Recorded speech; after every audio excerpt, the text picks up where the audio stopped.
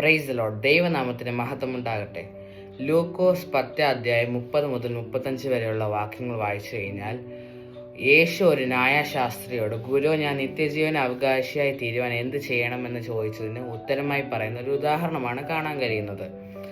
ആ ഉദാഹരണത്തിൽ ഒരു മനുഷ്യന് യെരുശലേമിൽ നിന്ന് യെരിഹോവിലേക്ക് പോകുകയാണ്. അപ്പോൾ കുറച്ച് കള്ളന്മാരുടെ കയ്യിൽ അകപ്പെട്ടു. അവർ അവനെ വസ്ത്രം അരിച്ച് മുറിവേൽപ്പിച്ച് അർത്ഥപ്രാണനായി വിട്ടേച്ചു പോയി. അങ്ങനെ വിട്ടേച്ചു പോയ ആ വഴിയരികെ യാദൃച്ഛയായി ഒരു പുരോഹിതൻ വന്നു.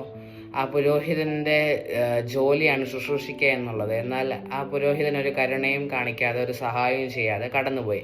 അതേപോലെ തന്നെ ഒരു ലേവ്യനും ചെയ്തു.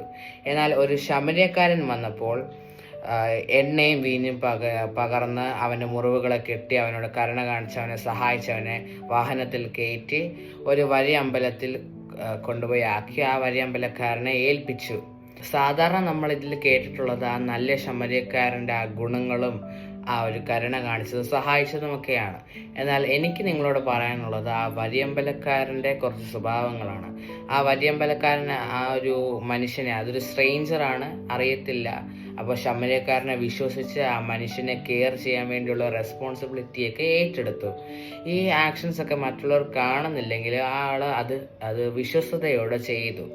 So let's be encourage whether V are the spotlight or the behind the scenes. ഇപ്പോൾ ആരും കാണാത്ത കാര്യങ്ങൾ ചെയ്യുമ്പോൾ ദൈവം നമ്മളെ കാണുന്നുണ്ട്.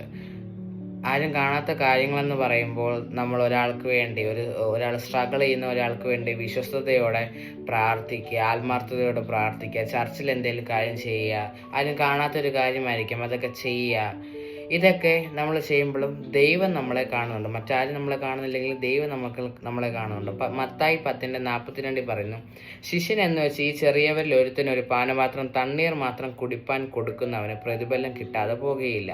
ഗലാത്യർ 6:9 പറയുന്നു, നന്മ ചെയ്യുകയിൽ നാം അടുത്ത് പോകരുത്, തളർന്നു പോകാഞ്ഞാൽ തക്ക സമയത്ത് നാം കൊയ്യും. മറ്റുള്ളവർ നന്മ ചെയ്യുന്നില്ല എന്ന് വിചാരിച്ച് നാം നന്മ ചെയ്യുകയിൽ തളർന്നു പോകാൻ പാടില്ല.